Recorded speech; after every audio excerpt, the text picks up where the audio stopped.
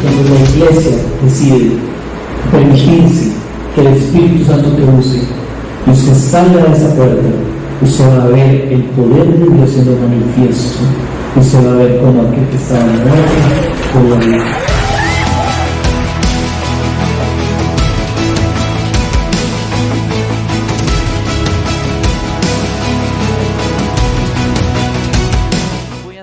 De antemano a la prédica. Hemos estado hablando de una serie acerca de la oración, de cómo aprender a orar, y hoy voy a hablarle de un tema que a mí me apasiona. Yo le decía a André, yo me siento como pez en el agua en este tema, me encanta. Desde que estuvo la serie yo dije, yo quiero predicar de esto, que es cómo no orar.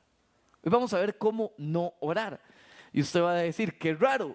Y vamos a empezar a leer qué dice la palabra del Señor. Santiago 4:3 dice: pedís y no recibís, porque pedís mal. Pedís mal, para gastar en vuestros deleites. Y este texto lo que nos enseña es una cosa, y es muy claro. Hay una forma correcta de pedir y una forma incorrecta de pedir. Y no podemos pedir correctamente hasta desenmascarar lo que está incorrecto. Y mucho de lo que está incorrecto son prácticas o frasecitas o cosillas que hemos visto en la iglesia a través de los años. Principalmente, ¿cuántos tenemos aquí más de 8, 10 años de estar en el caminar del Señor, de ir a la iglesia? ¿Puede levantar su mano? Ok, probablemente a usted le va a llover hoy. Quiero decirle, le voy a caer mal, porque nosotros venimos de muchas prácticas panderetas, de muchas prácticas que nos enseñaron en la iglesia, pero que no son del todo bíblicas. ¿Cuántos tienen menos de 2 años de conocer al Señor? También levante su mano y esté orgulloso de eso. Gloria a Dios, Dios tocó su vida. Y creo que usted va a tener lo mejor hoy, porque usted va a aprender a hacerlo de la forma correcta, sin pasar por las cosas equivocadas que hicimos nosotros. Un tema que no toqué y que dicho que me acordé, le voy a poner un ejemplo antes de entrar en materia. Yo no sé si usted ha orado así, yo lo he hecho, quiero ser honesto, y es totalmente equivocado. Cuando usted se ha acercado al Señor y le ha dicho: Señor, te prometo que esta es la última vez, y si tú haces X, yo voy a hacer Y. ¿Cuántos hemos hecho eso? Y está muy mal. Entonces, hoy vamos a desenmascarar algunas prácticas que nosotros quizá hemos hecho en ignorancia. La misericordia de Dios nos tiene aquí hoy todavía. No nos ha fulminado el Señor, Dios es misericordioso. Pero hay muchas cosas de la oración que nosotros no podemos practicar y que la Biblia nos dice que está mal. Voy con la primera, vamos a ver 5 prácticas. La primera es vanas repeticiones. Quiero invitarlo a que vaya a Mateo 6, 7 y 8. Dice: y orando, no uséis vanas repeticiones, como los gentiles, que piensan que por su palabrería serán oídos. No os hagáis pues semejantes a ellos, porque vuestro Padre sabe de qué cosas tienen necesidad antes que vosotros le pidáis. Entonces, la oración, hermanos, hay que recordar, la oración es un acto de reverencia al Señor. No podemos entrar a orar como nos dé la gana. Si yo tuviese una reunión con el presidente de la República, con el presidente de cualquier nación o con alguna persona importante en cualquier ámbito, yo no puedo llegar vestido como me dé la gana. hay un protocolo a seguir. Es más, lo más probable es que yo tenga que llegar en saco y corbata a visitar al presidente, porque ese es el protocolo. Entonces yo podría ir como quisiera, pero el que yo me aparezca de una forma diferente al protocolo va a hacer, y escúcheme esto, que el resultado no sea el adecuado. ¿Está conmigo, hermano? Si yo llego de forma equivocada, el resultado no va a ser el correcto. De la misma forma nosotros vamos a Dios. Y hemos ido con oraciones equivocadas y hemos ido de formas irrespetuosas. Se nos ha olvidado que estamos delante del Señor y quizá el Señor en misericordia ha permitido que veamos la bendición de Dios en ciertas cosas, pero eso no hace que la Biblia no establezca un protocolo de cómo acercarse a Dios. Y el primer entendimiento es que estamos delante del Dios Santo y el protocolo es que se ocupa acercarse en reverencia. Entender que estamos delante de su presencia y yo no puedo llegar así como así. Y yo creo que cuando hablamos de vanas repeticiones, hablamos de el modo automático del cristiano. Y a veces llegamos en automático. Llegamos en automático a la iglesia. La misma adoración, el mismo bailecito, la misma mano levantada, la misma altura de siempre. Y empezamos a trabajar en automático.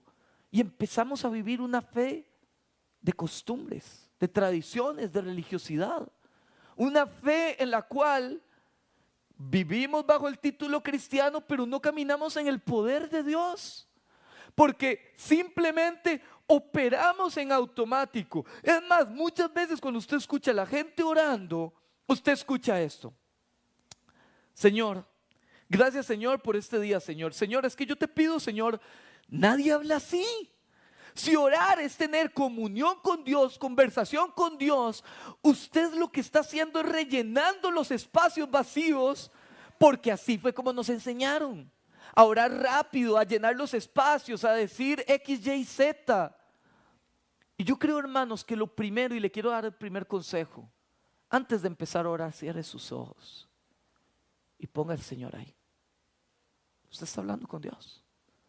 Y Dios es tanto el creador de todo como un Dios personal con usted. Y si usted cierra sus ojos y antes de abrir su boca, aunque le tome unos segundos poder entrar en el entendimiento de esto, que usted pueda entender, aquí está el Señor delante mío. Y tú empiezas: papá, aquí estoy. Gracias por amarme.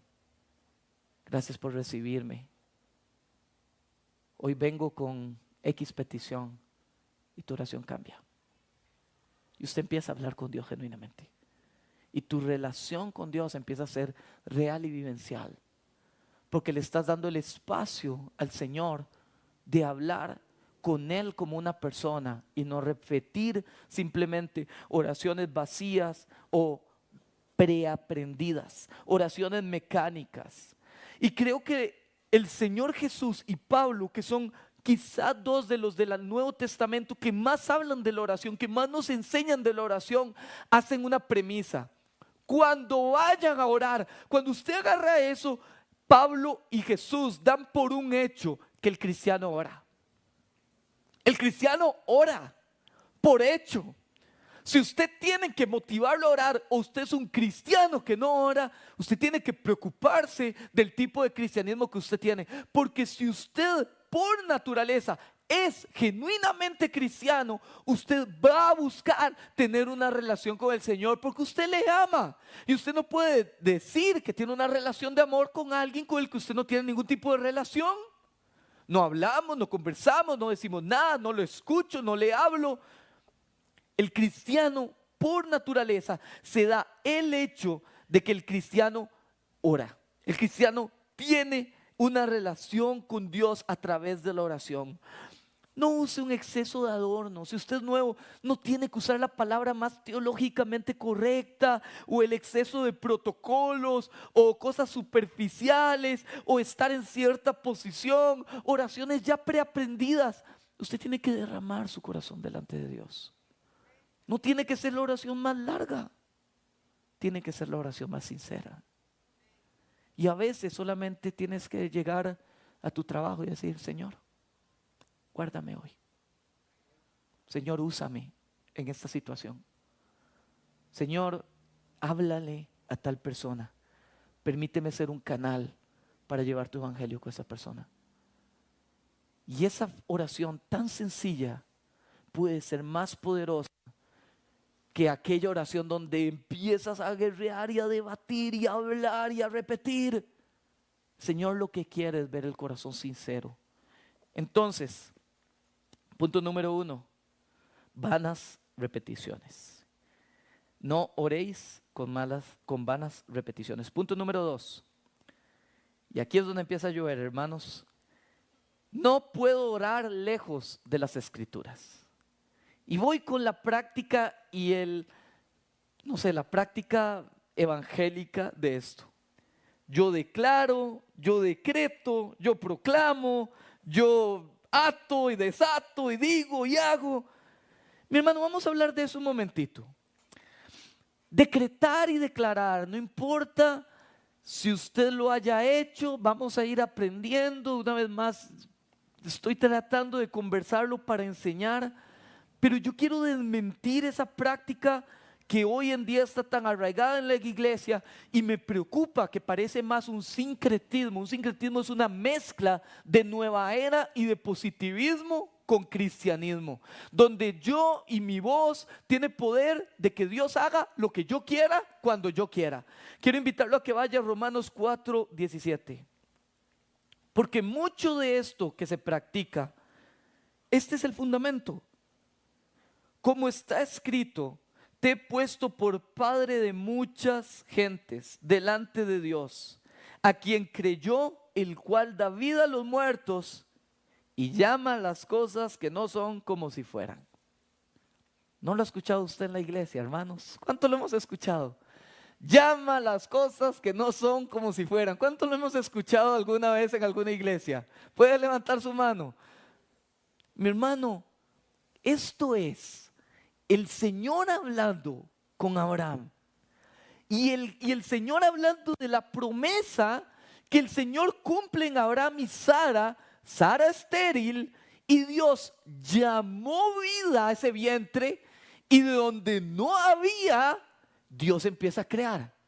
Pero el único que tiene esa capacidad es Dios, no usted, no mí. Por más de que usted ponga su fotito del carro, y ese carro será mío, y ese carro será mío, si es la voluntad de Dios será suyo, si no es, no lo será, porque tal vez el carro es la razón por la que usted va a dejar de venir a la iglesia los domingos, porque el día que tenga el carro me voy a ir de paseo, ya no va a venir a la iglesia. Yo no lo sé, pero Dios va a cumplir la oración que se alinea a su voluntad, no la oración que a mí me dé la gana. Esto no es un cheque en blanco firmado diciéndole: haz lo que quieras, proclama lo que quieras y di lo que quieras, y yo lo tengo que hacer, porque nos ponemos en el lugar de Dios. Y creo que el primer punto es esto, mi hermano: declarar y decretar no es bíblico. No hay ningún lado, y no lo va a encontrar, y puede buscarlo en la Biblia, donde diga declara y será hecho. No lo va a encontrar, y donde lo encuentre está pésimamente interpretado, como ese es el caso. Entonces ese es el producto de maestros que enseñan, pero que no saben lo más básico de la interpretación bíblica, que es por lo menos leer el contexto de lo que está leyendo. Por eso, y aquí va otra, mi hermano, perdóneme, yo no soy muy fan de los devocionales esos del celular. Si usted lo está haciendo y le está edificando y está creciendo en Dios, gloria a Dios. Pero yo no soy muy fan, porque el devocional a veces es agarrar un versículo y basa todo el devocional en eso. Y eso es muy peligroso. Yo prefiero la lectura sistemática. Lea el libro, lea todo el libro, empieza a leer el libro, empieza a leer de qué trata el libro y termine ese libro. Y cuando usted termine el libro va a decir: qué dicha, termina el libro. En los discipulados, cuando terminamos el libro de Lucas, todos dijeron: qué dicha, estudiamos todo el libro de la Biblia un año. Y ahora que estamos en Hechos, si usted está en alguno de los grupos en casa, usted está diciendo: qué dicha, estamos avanzando, estamos leyendo todo un libro, estamos sacándole carne, sacándole provecho, pero no haciendo doctrina de un versículo. Punto número 2, esto no es bíblico. Punto número 2, esto no es histórico. No va a encontrar registros de la historia de la iglesia de declare y decrete y proclame y todo esto. No lo va a encontrar. Esto es muy reciente, y esto se debe a personas en puestos de autoridad con malas interpretaciones y malas exégesis bíblicas. Y número 3, que creo que es el peor, esto revela orgullo y muy poca humildad de parte de nosotros, seres creados delante de un Dios creador. Revela muy poco humildad. Mi hermano y mi hermana, nosotros por misericordia tenemos vida. Nosotros no somos nadie para pensar que el Señor es, no sé, el genio de la lámpara y que podemos simplemente por el poder de nuestra boca hacer lo que Dios haga, lo que nosotros nos dé la gana que hagamos. Y es una posición muy peligrosa y un evangelio muy equivocado a lo que debería de ser la palabra de Dios. Quiero invitarlo a que vaya a Mateo 11:23, porque de cierto os digo que cualquiera que dijere a este monte, quítate y échate al mar, no dudara en su corazón, sino creyere que será hecho lo que dice, lo que diga le será hecho. Esto no tiene que ver con que yo solo ocupo fe para que Dios haga lo que yo creo que Dios debería de hacer. Lo que el Señor está enseñando, o el tema principal de este texto es: se ocupa fe para que las cosas sucedan. Y es uno de los puntos que vamos a ver ahorita. Pero se ocupa fe. Esto no trata de que yo tenga el poder y la autoridad para mover el monte, porque al final, ¿qué es decretar y qué es declarar? Decretar es cuando una autoridad habla su boca y establece una verdad que se tiene que cumplir en su reino. ¿Sabe quién es el que declara y el que decreta? El rey. Y usted y yo no somos reyes de nada. El Señor es el rey. Entonces, si usted me dirá: pastor, es que a mí me encanta tanto orar con decretos y con cosas, entonces yo le voy a decir: hermano, está bien, hágalo, pero hágalo bajo verdades absolutas y no bajo lo que usted cree, lo que siente o lo que piensa. Lo único que usted puede bíblicamente decretar o declarar es la palabra de Dios. No hay otra cosa que usted pueda declarar o decretar. Lo que escrito está es una verdad. Y si usted quiere usarlo para su oración, hágalo, gloria a Dios, hágalo, porque usted está hablando verdades a su vida. Si usted está diciendo: eso es para mí, pero es una verdad absoluta, no es lo que usted cree, no es el carro pegado en el refri o lo que yo creo que es mejor para mí. Si el Señor le arrancó esa relación es porque a Dios no le agradaba. Por más de que usted quiera que eso vuelva, si Dios no quiere, no volverá.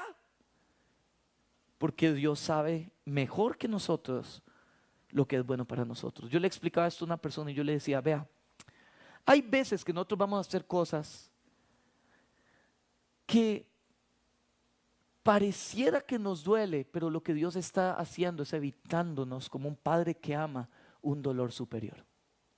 Y ahorita que tengo chiquititos, yo lo vivo todos los días. Ahorita andábamos le cuento una anécdota muy rápida, no tengo mucho tiempo. Andábamos en Orlando y andábamos en SeaWorld, en un parque temático. Y Teo está en la edad donde se me distrae. Teo, a diferencia de eso, él es muy sutil. Entonces él se distrae y yo no me doy cuenta dónde está. Y en ese momento lo encuentro en la jaula de los pingüinos, chupando la jaula de los pingüinos para arriba y para abajo. Y yo: Teo, quítese de aquí. Él quiere chupar la jaula de los pingüinos. Yo entiendo que si él chupa la jaula de los pingüinos se enferma y le va a venir un dolor mayor.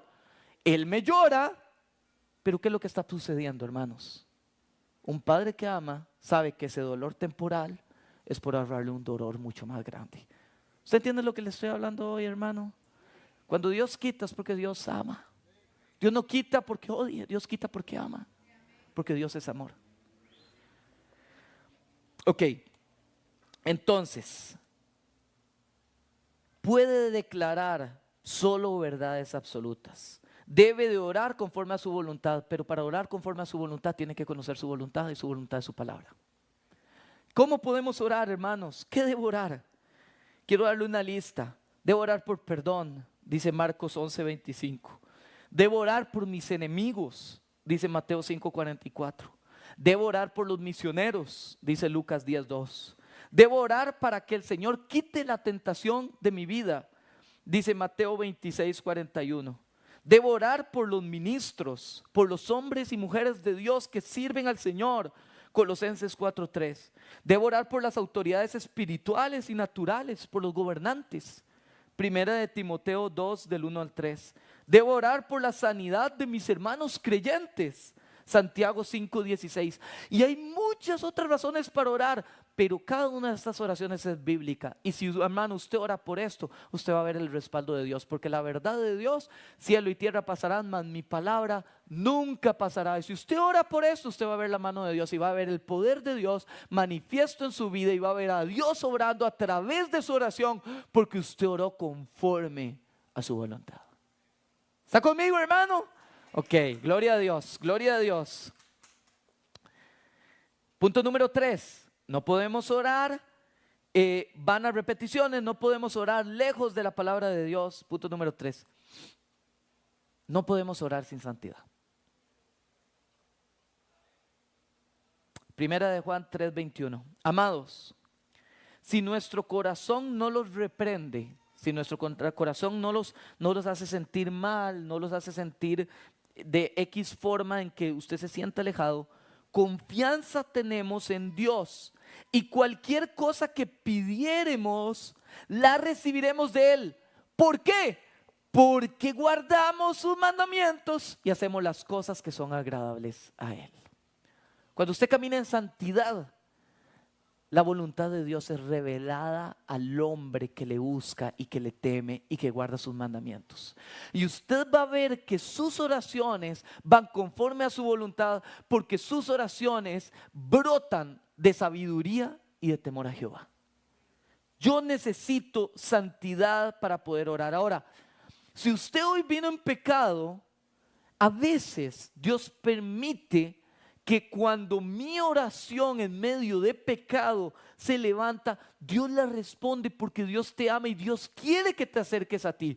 Pero ¿por qué Dios nos pide que trabajemos en santidad? Yo no estoy diciendo que Dios nos escucha basado en el desempeño. Quiero aclarar eso. Yo no estoy diciendo que Dios nos escucha, depende si hacemos las cosas bien o hacemos las cosas mal. Lo que estoy diciendo es que en una vida donde hay prácticas de pecado, la mente empieza a estar corrompida. Tenemos una mente corrupta, y una mente corrupta nunca ora conforme a la voluntad de Dios. Eso es lo que le estoy diciendo a usted. Por eso, si usted está en una práctica de pecado, su oración no pasa de aquí al tacho, porque por lo general todo lo que pidas va a ser corrupto. Cuando usted camina en santidad, usted construye una relación que produce sabiduría, que lo hace orar bien. Cuando usted camina en pecado, usted lo que está sembrando es oscuridad. La oscuridad produce egoísmo, lo que lo hace orar mal. Punto número 4. Usted no puede orar sin fe. Mateo 21:22. Y todo lo que pidieses en oración, ¿qué dice ahí, hermanos? Creyendo lo recibiréis. Conocer a Dios no es lo mismo a creerle a Dios. Porque habemos muchos que quizá tenemos mucha palabra en nuestra vida, o no sabemos mucha Biblia, pero la Biblia no ha bajado en nuestro corazón y no hemos llegado al punto donde le hemos creído a Dios que esa palabra es verdad y que a través de su palabra Él me quiere hablar y me quiere trabajar y me quiere procesar.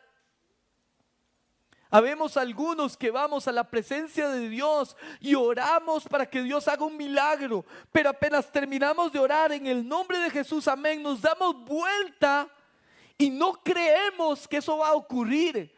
Y ya dimos por un hecho que oramos por protocolo, porque sabemos que es lo correcto, pero que eso no va a ocurrir. O mis acciones empiezan a reflejar lo contrario. Señor, tú tienes control, pero voy a tomar el control. Señor, yo sé que tú te encargas, pero voy a ir a ver cómo lo soluciono. Mi hermano, yo empiezo a quitar el creer, la fe se quita de yo creer que Dios tiene control y que Él puede. Y la oración tiene que ir acompañada de fe. Una oración sin fe no se va a responder. Y quiero contarle un testimonio personal. Cuando yo empecé a caminar en el Señor, desde chiquitillo, a mí como a los 6, 7 años me empezaron a dar mucha asma, ataques de asma, y me acuerdo, y usted se acordará, yo no sé si es verdad, no sé si es científico, aquí hay varios doctores, yo no me voy a meter en eso, pero cuando uno estaba chiquitillo le daban a uno ¿se acuerdan? El batido ese de leche con abejones, o el batido de abejones, o cucarachitas, o eso. ¿Cuántos tomaron eso en algún momento? Que no fui el único, qué dicha, no me siento ahí. A ver, alguien levantó ya la mano con vergüenza, y a mí me tocaba. Mami nos preparaba el batido con banano en leche y me echaba los abejones, entonces los abejoncillos esos quedan las partículas como las semillitas del banano, y uno se lo tomaba, ¿verdad? Y uno ahí ni de cuenta se daba. En fin, se me activó el asma, se me fue, y a los 18, 19 años volvió el asma y volvió mucho peor. Cuando en ese momento fui al médico, el médico dijo: es que el asma es una enfermedad incurable. Usted nunca se le va a quitar, se le puede apagar y se le puede volver en ocasiones, pero esto nunca se le va a curar. Y pasé del momento donde tenía un ataque de vez en cuando, allá tenía que andar con las bombas. A mí me encanta hacer deporte, iba a jugar fútbol, ya tenía que ir a jugar fútbol con las bombas de salbutamol. Y un día estaba y empecé a orar. Como cristiano estaba aprendiendo, haciendo mis primeras armas en la fe. Había visto muchas cosas, pero no me había tocado tener esa guerra espiritual y yo empecé a orar: Señor, sáname esto, quítame esto. Y un día el Señor pone esto en mi corazón. Cada palabra, yo me acuerdo de cada palabra. Y puso: es que tú me estás orando, pero no me crees que yo pueda sanarte. Y yo dije: sí, Señor, tienes razón. Siempre tienes razón. Y yo dije: sí, Señor, tienes razón. Me volví a mi cama, agarré una cajita que tenía con 5 o 6 bombas y fui al baño, las boté en la basura. Y me volví a mi cuarto y yo dije: hoy voy a orar diferente. Y en medio de un ataque de tos le dije: Señor, esta va a ser la última vez que yo voy a tener un ataque de tos. Y creo que si tú pusiste esto en mi corazón es porque tú me quieres sanar. Y hoy va a ser el último día. Mi hermano, si ese fue el último día que yo tuve asma, hasta la fecha. Nunca más ha vuelto el asma, nunca más ha vuelto la tos. La sanidad fue inmediata porque se alinearon 2 cosas. La oración del justo puede mucho, la voluntad de Dios y el orar creyéndole a Dios, creyendo que Dios puede. Yo quiero decirle esto a alguien que tal vez hoy venga con enfermedad: Jehová es nuestro sanador. Y yo no le estoy diciendo, la Biblia no enseña eso, que todo aquel por el que se ora por sanidad va a ser sano. Es más, a veces Dios usa la enfermedad para su gloria. Y usted lo encuentra en varios ejemplos en la palabra de Dios. No todos fueron sanados. Pero que no todos sean sanados, no quiere decir que yo tenga que rendirme a la primera y decir: sí, no fue la voluntad de Dios. Mi hermano, su naturaleza es ser nuestro sanador. Esa es su naturaleza. La naturaleza de Dios es ser un Dios de sanidad. Si usted encuentra algo, un patrón común en el ministerio de Jesús, era la predicación del evangelio y la sanidad de los enfermos. Ese era el ministerio de Cristo, y eso es lo que Cristo quiere hacer en mi vida, lo que quiso hacer y lo que quiere hacer en su vida. Y eso no termina con el testimonio termina así. Y el Señor puso a mi corazón una vez más, y después de que todo había sucedido, trajo su palabra, alineó su voz a su palabra: lo que por gracia te he dado, por gracia da. Vaya y ore. Y yo entendí tanto en ese testimonio, porque entendí no solamente que Dios es sanador, entendí que Dios me quiere usar. Y Dios te quiere usar, hermano. Y lo único que ha impedido el que Dios te use ha sido tu fe. Creer que Dios te quiere usar. Dios te quiere usar. Punto número 5. Y con esto voy cerrando. Los de alabanza, si me ayudan, porfa. Recapitulando, está mal orar en vanas repeticiones. Hay que orar de una forma más relacional. Está mal orar lejos de la palabra de Dios. Mi oración tiene que ir alineada a las promesas de Dios y a las palabras que Dios ha estipulado, a su voluntad. Número 3, no debería de orar sin santidad. Debo de orar arrepintiéndome primero por mis pecados, buscar integridad y buscar temor de Dios. Debo de orar con fe. Está mal orar sin fe. Y número 5, está mal orar fuera del nombre de Dios. Yo a veces he oído gente que ora y que levanta una oración, pero no inicia ni cierra con el nombre que es sobre todo nombre. Mi oración debería de empezar en el nombre de Jesús, te quiero pedir. O cerrar, pido todo esto en tu nombre. Porque mi hermano, si bien Dios ha delegado algún nivel de autoridad en nuestras vidas, nuestra autoridad no es autoridad en nosotros por ser nosotros. Nuestra autoridad es autoridad delegada y proviene de Él. Y es como que usted venga a orar sin el poder del nombre que puede transformar cualquier circunstancia, que trae libertad al cautivo, que sana la enfermedad incurable, que transforma la condición que no puede ser transformada. Ese es el nombre de la persona en la que usted ha puesto su confianza y su fe, en el nombre de Jesús, de nuestro amado Jesús, de nuestro amado papá. Es en su nombre donde oramos. Hermano, Juan 14:12, de cierto te digo, el que en mí cree, escúcheme, el nombre de Jesús, que es esta palabra en tu corazón, porque yo creo que esto la iglesia de Jesucristo lo ocupa.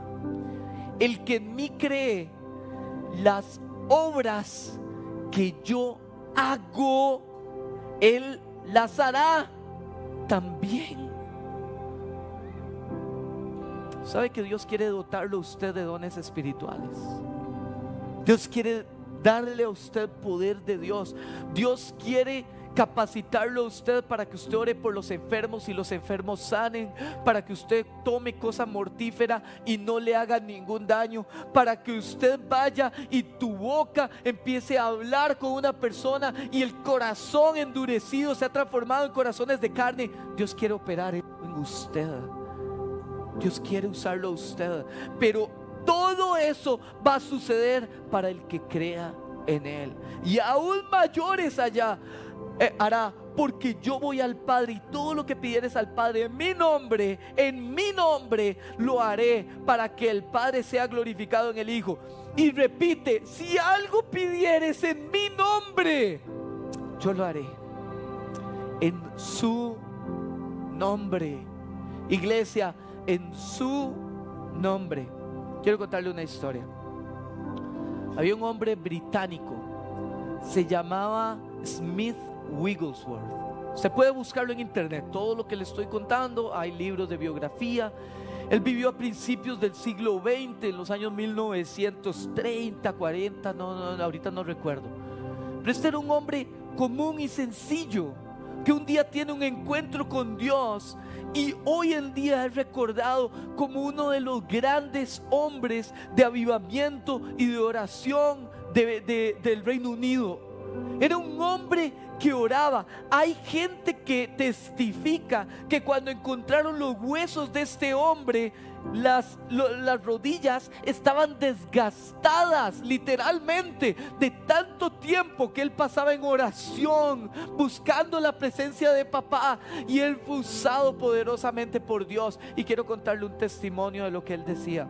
Una vez dicen que hay una persona que estaba ya desahuciada, que estaba por morir, y se acerca un clérigo a esa casa y empieza a orar, y este hombre Smith llega a la casa y ve la oración, y esta persona llega con toda su lógica humana: Señor, derrama paz sobre esta casa para que toda esta situación pase y se dé de la mejor manera. Y se levanta este hombre encendido por el Espíritu Santo y le dice: mi hermano, si vas a orar así, mejor hágase a un lado, déjeme a mí que ore. Y él empieza a orar para que el Espíritu de Dios levante y transforme la enfermedad de muerte y la sane. Y él simplemente trae a la gente y le dice: llamemos a Jesús.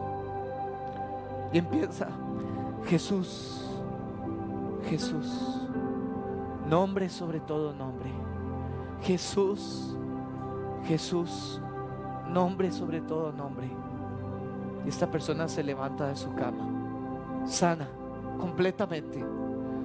Y vivió años, porque hubo uno que se levantó en fe y que entendió que en el nombre de Cristo hay poder.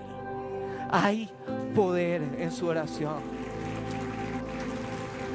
Cierre sus ojos ahí donde está.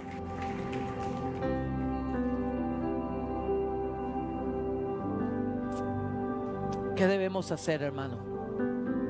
Traiga sus peticiones al altar. Déjelas delante del Señor. Confíe en su soberanía. Confíe en su amor. Confíe en su buen juicio. Confíe en su fidelidad. Confíe en su misericordia. Confíe en que Dios tiene control. Déjeselo a Él. Suéltelo usted, suelte el control, déjeselo a Él. Déjele sus hijos, deje de preocuparse. Mis hijos están perdidos, pastor. Señor, te los entrego. Ya no les voy a hablar más. No voy a ser el padre necio, no voy a ser la mamá necia. Te los entrego. Tú tienes control. Traiga esa petición de esa enfermedad. Traiga ese sueño que quizá era de Dios, que Dios había hablado a través de su palabra, te lo había confirmado, te había dicho de un ministerio que te iba a dar, de un proyecto que te iba a dar, de un propósito que había sembrado en tu corazón. Y quizá oraste un mes y lo enterraste. Y hoy yo quiero decirte, el Señor va a resucitar ese sueño en vos. Y es tiempo de orar y de volverlo a poner en el altar del Señor y decirle: Señor, te lo entrego, aquí te lo dejo. Tu soberanía es la que opera. Tú eres el que actúa, tú eres el que va a hacer. Y quiero cerrar con esto para usted, hermano. Toda promesa, toda palabra, escúcheme, toda palabra que está en la Biblia es una promesa que papá espera que sea cumplida en tu vida. Toda promesa que está en la Biblia es una palabra que está ahí porque papá espera que sea en el cumplimiento de tu vida para siempre. Dios las dejó escritas para que nosotros viviéramos en esa verdad. Dios quiere prosperarte. Dios quiere que camines en rectitud. Dios quiere sanarte. Dios quiere sanar tu corazón. Dios quiere sanar tu relación. Dios quiere sanar tu matrimonio. Dios quiere tocar a sus hijos. Dios quiere bendecirte en tus generaciones. Dios quiere transformar la vida de aquellos que están alrededor tuyo. Dios quiere transformar tu corazón. Dios quiere rodearte de paz y de amor. Dios quiere que la ansiedad se vaya. Dios quiere que camines en luz y no en muerte. Dios quiere que camines en seguridad y no en ansiedad. Todo eso Dios lo quiere, escrito está, y Dios quiere que sea real en tu vida. La pregunta es si esto es real en tu vida o no. Estamos hablando de oración y yo quiero invitarte. Ora, empieza a orar.